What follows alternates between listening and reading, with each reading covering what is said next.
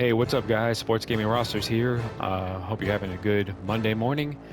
I'm going to try something different. I've been doing NBA mock drafts on my website and old blogs and old message boards for years and years and years and years and years. I've also been creating draft classes for a few years, so I figured since I'm trying to get this YouTube channel really up and going, how about combine the two and do an NBA 2K22 / real life NBA mock draft. I'm going to try to do this every other Monday, at least. I ran a lottery generator over on the amazing website, tankathon.com. And I'm also going to try to do some edits on this video to cut down on some of the downtime for my old ones as I'm learning to try to get better and make stuff that's a little more entertaining for you. So, enjoy this mock draft, NBA 2K22 style, with a draft lottery, and so let's get started.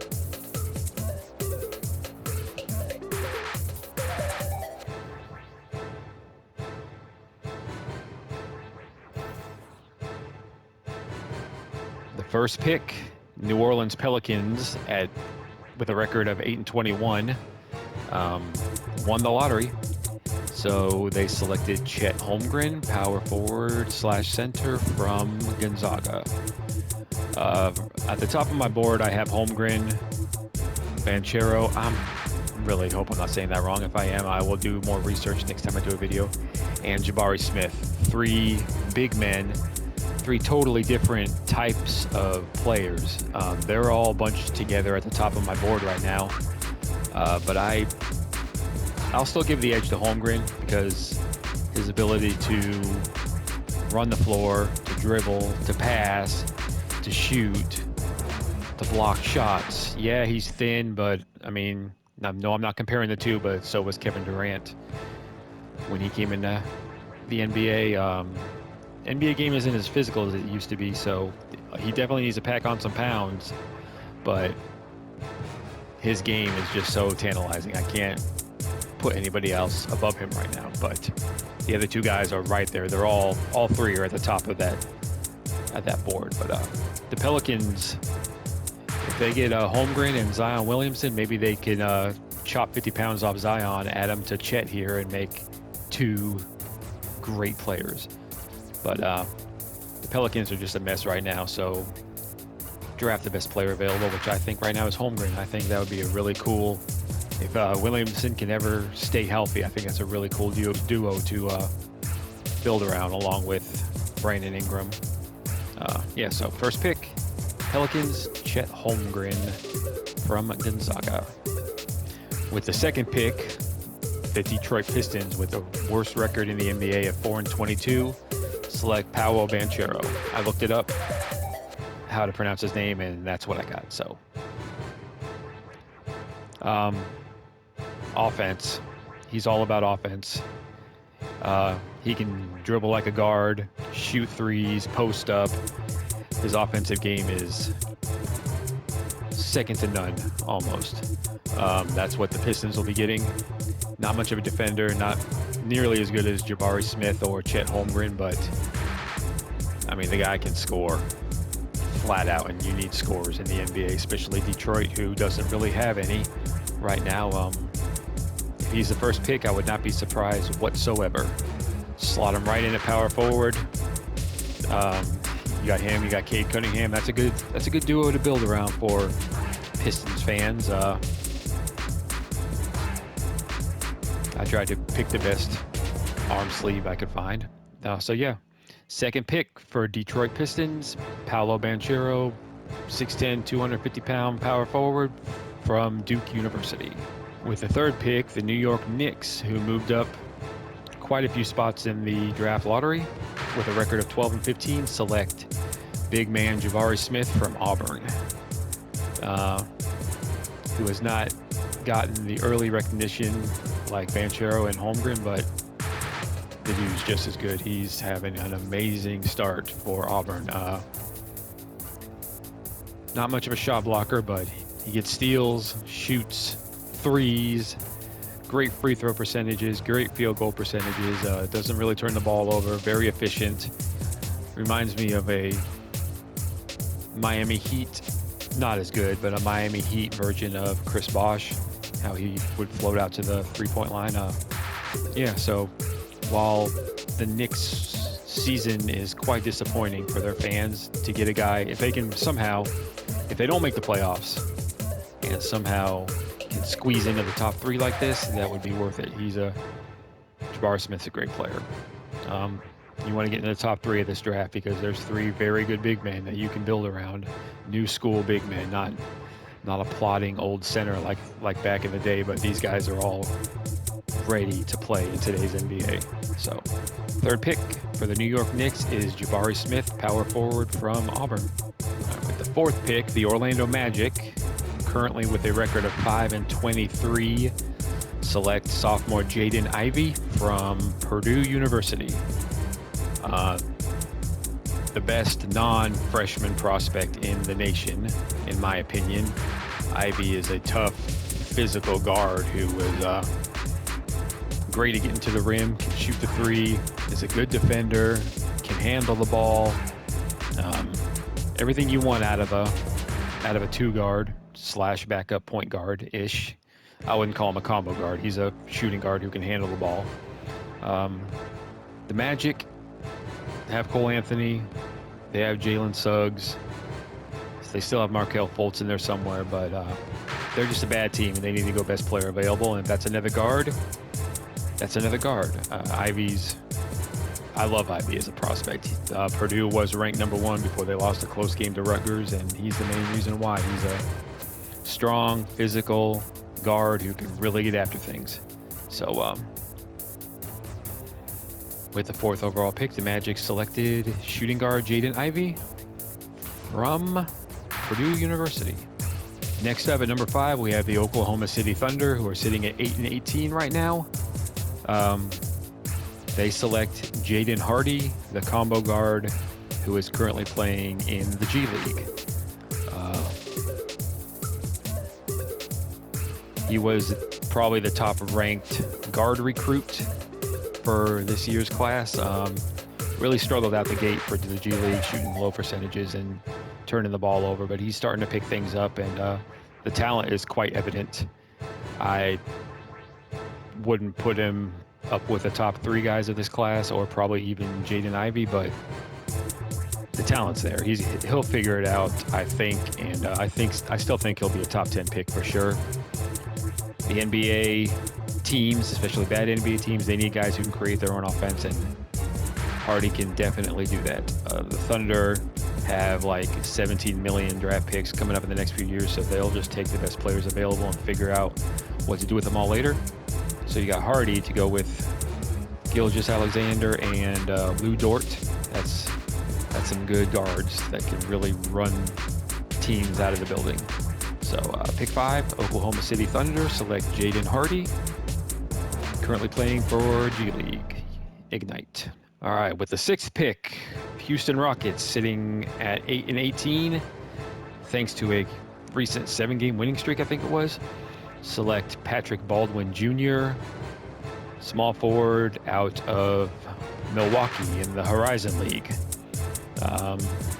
Yeah, he's struggled at times, but I honestly haven't watched any Milwaukee games, but I assume he's getting double and triple teamed a lot since he's probably the best player to ever play in the Horizon League, and his shooting percentages aren't the best, but he can really fill it up. He's kind of like a Harrison Barnes type, a good scorer, pretty efficient, not a terrible defender.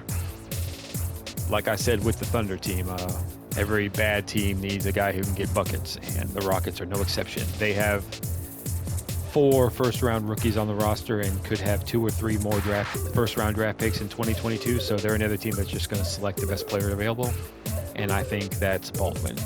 If he was at Duke or something, I think people would be talking about him a lot more because he wouldn't be quite so bombarded with defenders, but he's holding his own, and I still think he's a definite top 10 pick. So with pick 6, Houston Rockets select Patrick Baldwin Jr. out of Milwaukee.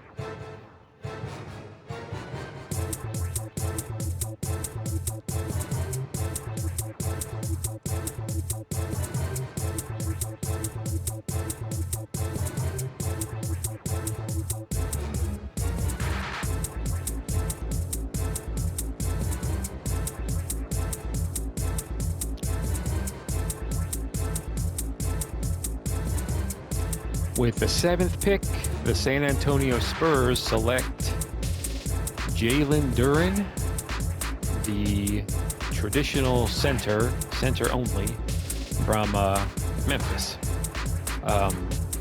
Duren started the season off on an absolute tear. Double machine, blocks all over the place. But Memphis has lost 4 games in a row, and he has really not shown up. Getting into big-time foul trouble, not really scoring, providing much of a difference. Still blocking shots, but he's showing why he's a definite project. He actually was in next year's class, and I think he reclassified here. So he's still quite young and quite inexperienced. And as far as his draft prospects go, teams want big men who can shoot, and Duren is not a shooter. He's an old-fashioned back-to-the-basket big. I still think there's a place for guys like him. He's not quite as plodding as Andre Drummond, but he's similar to a Connecticut version. I still think he's a top 10 pick, but unless he can show some offensive improvement, I can't rank him much higher than this. The Spurs have a bunch of guards, and they have Jakob Poeltl, who's having a good season at center, but Duren is the best prospect available, I believe, so San Antonio goes with him. Jalen Duren, center for Memphis. All right, with the 8th overall pick, the Portland Trailblazers, with an 11-16 record, select small forward / shooting guard Kendall Brown from Baylor. Baylor, the defending champions, they haven't lost again this year. Nobody talks about them ever, really, but they're marching along, and Kendall Brown is definitely the most slept-on freshman in the nation. Just take a look at his shooting percentages. He's shooting 69% from field goal range, 50% from three-point range. Basically, just knocking down almost every shot he takes. He was a pretty high recruit, so I don't think top 10 is out of the question for him, especially if he continues to shoot the way he's shooting. Teams want guys with length who can really knock down jump shots, and he's doing just that. He'll have to show a little more. He's not much of a ball handler, and he's a willing defender who will improve. He's got the length for it, but he'll have to work on that some more. But if you can shoot, and if you can shoot the way he's shooting, and if you have athleticism and length, you're going to be picked pretty high. Portland, who knows how they're going to look a year from now. There's a lot of turmoil going on there. I'm a Denver man, so I hate to see my man Chauncey Billups struggle, but I don't know if he's a head coach. It's way too early to give up on him. Who knows? We'll see. So moving on, the Portland Trailblazers with the 8th pick select Kendall Brown, wing from Baylor. All right, with the 9th pick, Sacramento Kings at 11-16 take Caleb Houston, small forward from Michigan. Houston really struggled to begin the season. He was shooting around 30%, not providing much, but he's really picked it up as a Big Ten play has started, coming off not a great game against Minnesota, but before that against Nebraska, he probably had his best game, 16 points. Good shooter. 3-point percentage is rising up there. Free throw percentage is good. Field goal percentage will come up. He's a freshman, and you got to realize a lot of these freshmen, they had a couple of years of development really screwed up by COVID, like their senior years in high school, junior years in high school, wiped out, reduced practice, reduced play, reduced travel. So that's why you see a lot of these guys struggling. It's going to take a while for them to pick their games back up. Houston's one of those guys. He's really picking it up for a Michigan team who's struggling big time. But I think out of all the freshmen who were off to a slow start, I think he'll be the one to really get going and work his way back into the lottery. So the Kings always seem to need players. They never seem to draft the right guys or develop the right guys or keep the right guys. So best player available for Sacramento would be Caleb Houston, small forward from Michigan. With the 10th overall pick, the Indiana Pacers, with a 12-16 record, select Keegan Murray, power forward out of Iowa. Man, this guy was off to a hot start before conference play started. He was scoring between 24 and 30 points every game, rebounding, blocking shots, picking up steals, shooting three-pointers, doing it all. He's still having a great season, but he hasn't hit 20 points in 3 games, and he's coming off by far his worst game of the season. Iowa State really took it to Iowa, winning by 20, and he struggled. His three-point shots had a tough time falling the past few games, but I'm still very high on him as a prospect. The PER nerds love him. He's a good defender, a good shooter, not a great athlete, but a good athlete. There's a lot to like. If you're sitting in the late lottery and you want a guy who can come in and produce right away, may never be an all-star, but he can be a solid starter from day one, which is something that the Pacers got with Chris Duarte last year. I think Keegan Murray's the way to go. Other mocks might have him lower, but there's something to be said about how well he's producing. If he can keep it up, I think he's a late lottery pick. So Indiana takes Keegan Murray, combo forward from Iowa. With the 11th pick, the Minnesota Timberwolves. That was my phone. The Minnesota Timberwolves at 12 and 15 select point guard Ty Washington Jr. from Kentucky. Kentucky is a different team this year, usually loaded with freshmen trying to piece everything together. They got a lot of transfers and upperclassmen, and Washington, I believe, is the only freshman starter on the team this year. He's having a great season. Probably more of a shooter than a distributor at the point guard position. He's still taking good care of the ball. Has about a 2-to-1 assist-to-turnover ratio, shooting well. Kentucky's got a lot of good guards in the NBA, not only Jamal Murray and Devin Booker, but guys like Tyrese Maxey and Emmanuel Quickley. So I think Washington compares pretty favorably to Maxey. Probably not as good of a shooter, but I think he can be he'll probably be a backup guard on Minnesota, who needs big men, but this part of the draft, there wasn't really many available, so I went with Washington, who can spell D'Angelo Russell, Anthony Edwards. Good pick there. Minnesota picks Ty Washington Jr., point guard from Kentucky. With the 12th pick, the Toronto Raptors at 12 and 14 select J.D. Davison, point guard from Alabama. So I'll start off by saying Davison has by far the best hair in all of college basketball. The creative player on NBA 2K cannot possibly do it justice. I did the best I could, but it's awesome. I wish I had it. I think it's great. As far as the rest of the guy, only averages 9.8 points a game, but he can score. He's shooting 56%, which is great for a guard. 38% from three-pointers. A good distributor, a good rebounder, a tough physical guy. He turns the ball over a lot, but he's cutting down on that as the season goes along, which is pretty common for a freshman. You got to love how tough he is and how good he shoots the ball.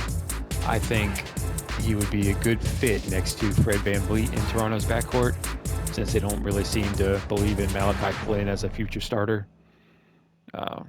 If he can, he's not a bad shooter. He just chooses not to take a ton of shots. So 9.8 points per game average, but still shooting 56%. He's just a guy who likes to get the other players involved and rebound and pass, and I look forward to seeing how he develops.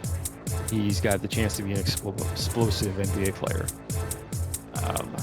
So Toronto, pick 12, takes J.D. Davison, point guard from Alabama.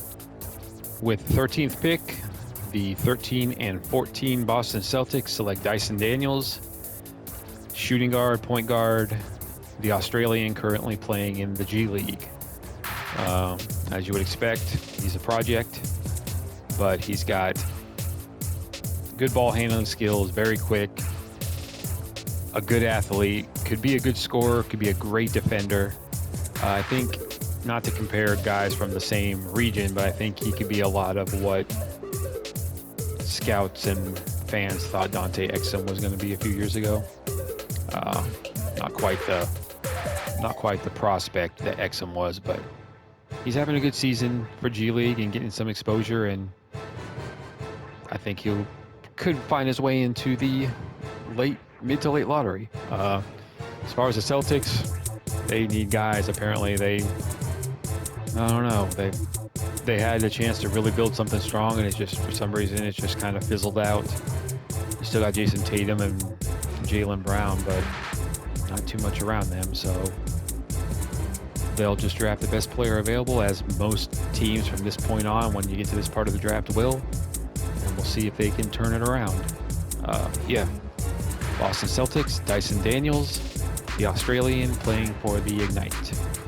With the 14th pick, the Atlanta Hawks, with a record of 13-13, select Benedict Matherine, wing player from Arizona. Matherine is a Montreal, Canada native who's made his way to Arizona, who's really having a great season. So he's moved up and down my board throughout the first few weeks of the college basketball season, but he's shooting up. Look at these last 3 games. Wins. He's got 29 points against Oregon State, 24 points against Wyoming, 30 points against Illinois. So that kind of scoring is what he brings to the table. He's a great shooter, strong, slashing wing player, not much of a defender, but if you can score like he can, and you got the versatility to play a few different positions, you're going to find a spot on pretty much any team. So his scoring is really shooting through the roof, and I could see him working his way into the top 10 if he can keep it up.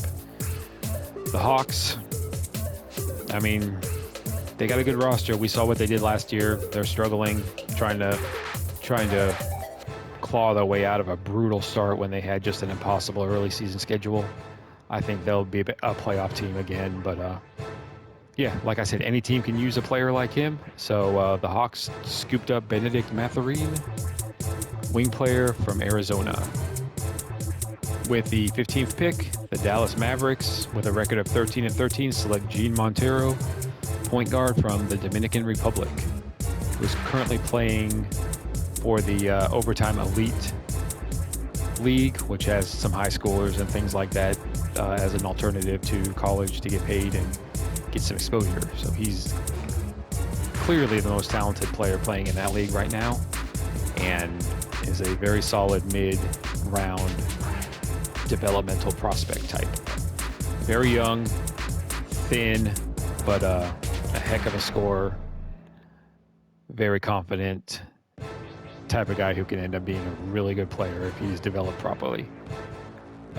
No, he's not wearing Luka Doncic's number 77 jersey for the Mavericks. He wears 77. And as far as Dallas, they've really struggled to build a team around their superstar and need to work the draft instead of trying to sign players. That hasn't worked for them. I don't think it's ever worked for them, really. They've been trying to do that for the past 20 years. Need to develop some guys if they're going to keep Doncic around long term. Montero, definitely a project, but could be an absolute steal in the middle of the first round if he can hone his game. So, pick 15, Dallas selects Gene Montero from the Dominican Republic. With the 16th pick, the Denver Nuggets, with a record of 13-13, select Nikola Jovic from Serbia. Of course, I could not hesitate, or I could not resist to put Jovic with Jokic, a couple of Serbians on the same roster, but he's a good fit. He's all offense, zero defense, which the Nuggets probably don't need, but they like to swing for the fences with their draft picks, and it's worked out more times than not. Jovic, great height, great shooting stroke, a stretch four, can handle the ball. You can tell he's clearly tried to pattern his game after Nikola Jokic with his height and his ability to see the floor, and a big prospect, a big-time prospect. If he was a better defender, I think he could be in the top 10, but he might be the worst defender in this whole class. But as a project in the middle of the first round for a deep team like Denver, who's just struggling so badly to stay healthy. He could be a good gamble. So pick 16, Denver selects Nikola Jovic from Serbia. With pick 17, the Charlotte Hornets, sitting at a record of 15-13, select Kennedy Chandler, freshman point guard from Tennessee. Chandler's old school, good distributor, very quick, a solid scorer. The only thing holding him back is his size. He's 6 foot, a generous 170 pounds. He could get bullied. I mean, these point guards today are so big and so strong that he might get bullied quite a bit when he tries to play defense. But for a team like Charlotte, who clearly has a future point guard on the roster already, Chandler can just play backup for 20 minutes or so, come in, score, shoot, handle the rock, pass the ball. I think he's got a chance to be a top backup or even a solid starter if he can build up his strength and hold his own on defense. So the Charlotte Hornets select Kennedy Chandler, point guard, Tennessee. With the 18th pick, the Memphis Grizzlies at 16-11. And this pick is from the Los Angeles Lakers. They select, I want to say this right, Ousmane Dieng, wing from France. So the Grizzlies could have 3 first-round picks, and they're already a pretty deep team, so I doubt they'll want to stash, or they'll want to have 3 rookies on the roster, so I could see them drafting a couple European players and trying to convince them to stay overseas, although that really doesn't happen much anymore with first-round players. They want to come over and start making that money and playing right away, and if you draft a player in the first round, that's probably going to happen. But regardless, this is a good prospect for a deep team with 3 first-round picks. 6'9", 185, so obviously tall, lanky, young, needs to develop. But France has a pretty good track record of bringing guys over to the NBA, and Dieng, he's a good scorer, not the best shooter, good ball handler, and can develop into a solid wing player. We'll see how it goes. So yeah, Memphis Grizzlies select Ousmane Dieng, if I'm saying that right. If not, I apologize, from France. With the 19th pick in the draft, the Washington Wizards, 15-12, select senior, if I say this right, Ochai Agbaji from Kansas. Shooting, that's what you get with him. He's shooting 49% from three-point range, 57% overall. This is a guy who stayed 4 years at Kansas and has just improved every year, and as a senior he's really taking off, 22 points per game. He doesn't do much besides shoot, but with the 19th pick, if he can do that top notch, then he can find a role on a team. The Wizards already have Corey Kispert, who can do the same thing, but you can never have enough shooting, especially coming off the bench. I think seniors get a bad rap in the draft, but after guys like Chris Duarte and Herb Jones and some others for this class, seniors can come in and play right away. I mean, they always have been able to. There's definitely a place in the first round for guys like him. So the Wizards select Ochai Agbaji, I'm sure I butchered that, from Kansas. All right, with the 20th pick, the Philadelphia 76ers at 15-12 select Johnny Davis, sophomore shooting guard from Wisconsin. A guy you may not have heard of, a guy who was a bit player as a freshman who has just taken over as a sophomore in the Big Ten for Wisconsin. Shooting, scoring, can play some good defense, but the scoring is what you're getting, especially the jump shot. Against Marquette, 25 points. Against Indiana, 23 points.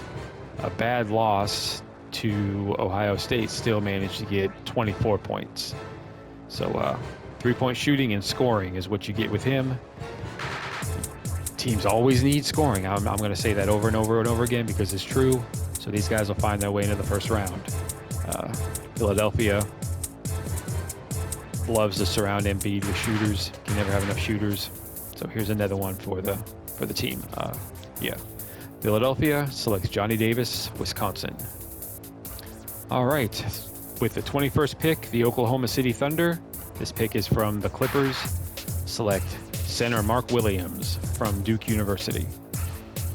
Yeah, so you know Mark Williams after watching the Gonzaga game. He might have been the best player on the floor that night.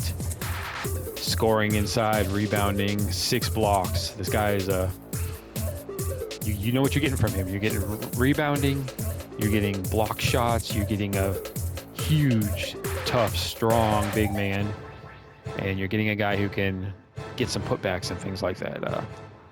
He'll be limited. I think he'll make his way as a solid starting center. He'll never be a big-time scorer. He won't be Bam Adebayo or anything like that, but he's a good player. And the Thunder really don't have too much up front right now, especially tough guys. They got soft, skilled big men, but nobody who can really enforce the paint like Mark Williams can. I think it would be a great fit, and I think he'll definitely be a starting center.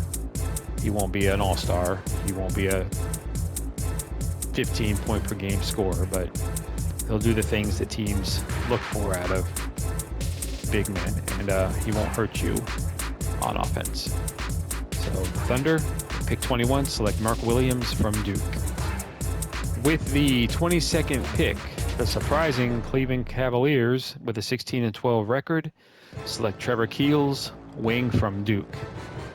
After his first game, he would have been a top 10 pick. He showed everything. The first game he played for Duke, big-time scoring. But since then, he settled in as a very good defender, a very good perimeter defender, and a decent scorer. Not a terrible shooter, but his shooting has struggled quite a bit, which is why I have him this low. But defensively, he can really get after you. He's tough. He's built like a NFL linebacker. And I know it's a lazy comparison, but a Tony Allen type. I think he'll be a good enough scorer, but defense is definitely his calling card. The Cavs have good scoring guards, but not really a guy who can settle in on defense. Keels, if he can improve that shooting, he'll be a higher pick than this, but I'll still take him in the latter half of the first round thanks to his toughness and intangibles and all those things. So, yeah. Pick 22, Cleveland selects Trevor Keels, guard from Duke. With pick 23, the Houston Rockets. This pick is from the Miami Heat. Select MarJon Beauchamp, guard, forward, currently playing in the G League. First of all, yes, he does have star tattoos on each side of his chest area. I did the best I could there.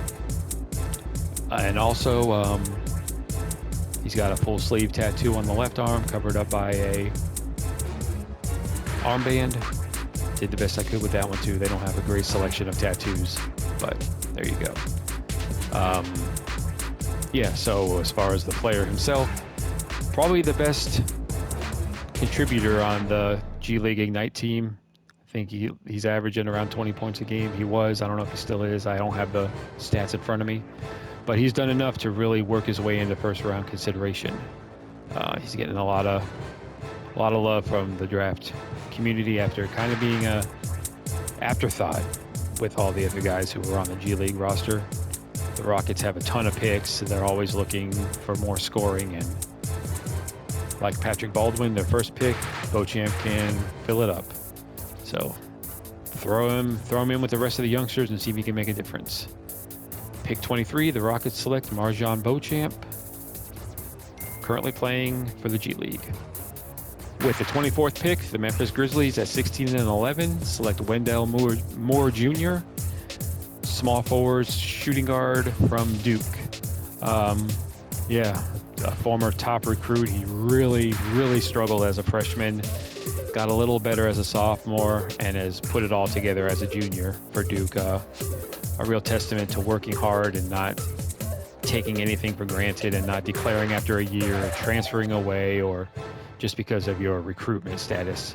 He's worked really hard, has become a good shooter, a great ball handler, a solid defender, just a really good all-around contributor that a team like Memphis would love to add to its roster. They got a lot of versatile wing players, and Moore would be a great fit for pretty much any playoff team looking for that role player who can shoot and play some defense. So Wendell Moore Jr., Memphis Grizzlies draft pick, second of 3 picks in the first round for Memphis. With the 25th pick in the NBA draft, the 17-10 Chicago Bulls select Roko Perkasine, big man from Croatia. How the Bulls are 17-10 and missing 2/3 of their roster is beyond me, but they're holding down the fort. They need some size. They're currently playing Javonte Green, I think, at power forward, a 6'4" power forward. So needless to say, they need some more size on the roster. Perkasine, he's got a good inside-outside game.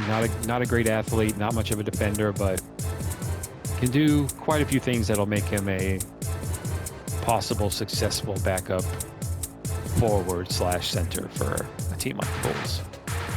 So the Bulls take Roko Perkasine, big man from Croatia.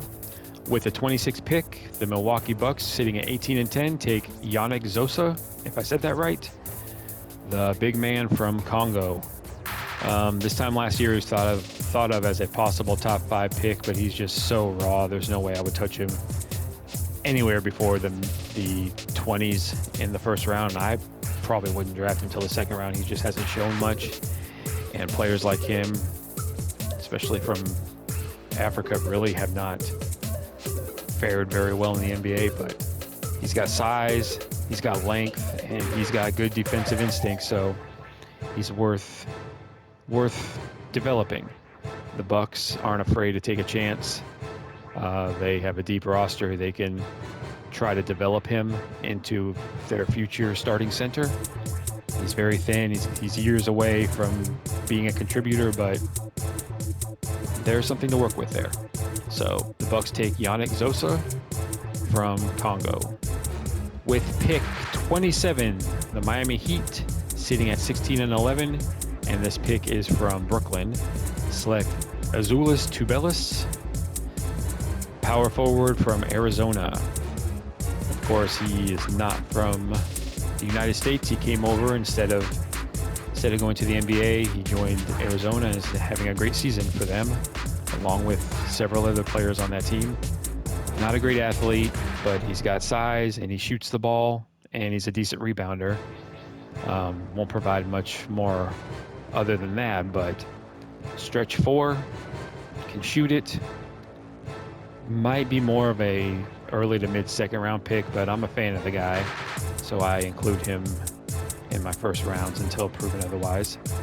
The Heat, very well coached team, very deep, but can't afford to develop Tubelis and hopefully get some scoring from him in the future.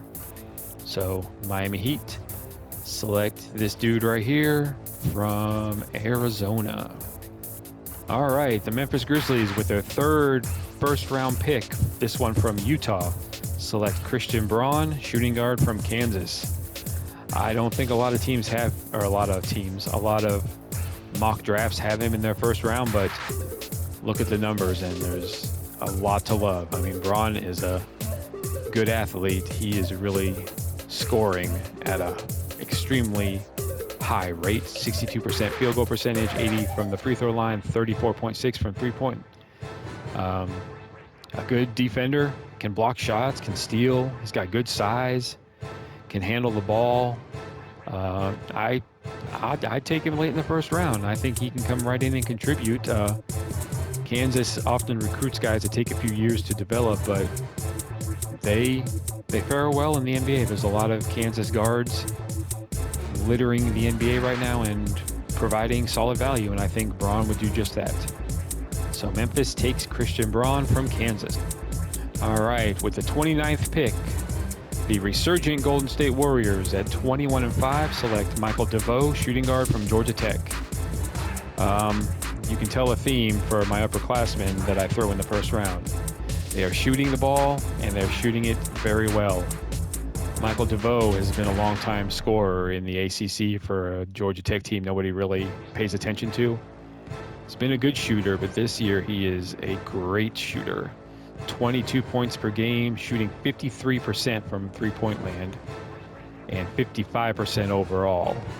He can rebound, he can handle the rock. The Warriors, they want to run and gun you to death, and he would fit right in. He's ready to come in and shoot. He might be more of a second-round pick, but I value these guys that have experience and can shoot the rock. It's important skill to have. Every team wants it. So Michael DeVoe sneaks into the first round of this mock for the Golden State Warriors. All right, with the 30th and final pick of the first round, the Oklahoma City Thunder, with their third pick in this draft, this one from the Phoenix Suns, select Bryce Mcgowan, shooting guard from Nebraska. Pretty much the opposite of Michael DeVoe and Christian Braun. McGowan's is a freshman, very talented scorer, good size, kind of like a Will Barton type, a good slasher, only shooting 40% from field goal range and 20% from three-pointers, but he's a better scorer than that.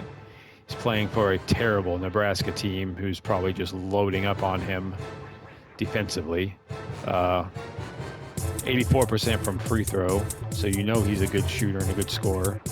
That efficiency hurts, but I think once the combines and all the pre-draft process comes around, he'll show that he's a good NBA talent.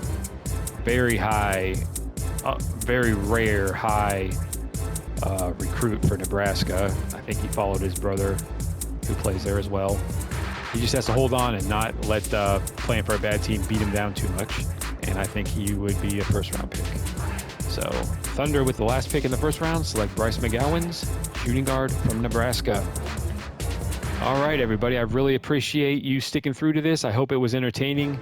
Let me know if this is something you want to see going forward. Let me know if it was boring. Let me know if you enjoyed it or not. I didn't write a script. I just talked off the top of my head, doing the best I can to try to make some more entertaining videos and evolve the channel and evolve my content. So if you enjoy any of this, please subscribe, like, follow my website, follow the YouTube channel, and I'm gonna keep trying to do things like this, just mix it up a little bit.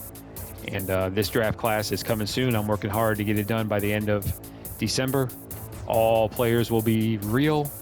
And what you saw here, I created all these guys. I got some help from the college basketball roster. I will link it in the description. A few of those guys from there I used, so giving a shout out to them. So thanks for watching this, and I will do this again in a couple weeks. Thank you guys. Have a good day.